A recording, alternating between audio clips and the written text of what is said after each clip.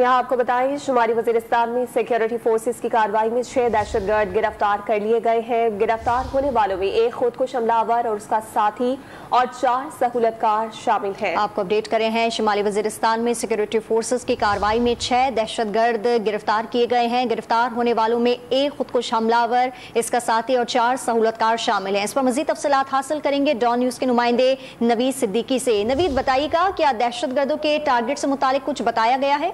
शुमाली वजीरिस्तान में security forces की बड़ी कार्रवाई अमल में लाई गई है और 6 दहशतगर्द को गिरफ्तार कर लिया गया है। गिरफ्तार होने वालों में एक खुदकुश हमलावर, उसका साथी और 4 सहूलतकार शामिल है। गिरफ्तार सहूलतकारों ने एतराफ जुर्म भी कर लिया है।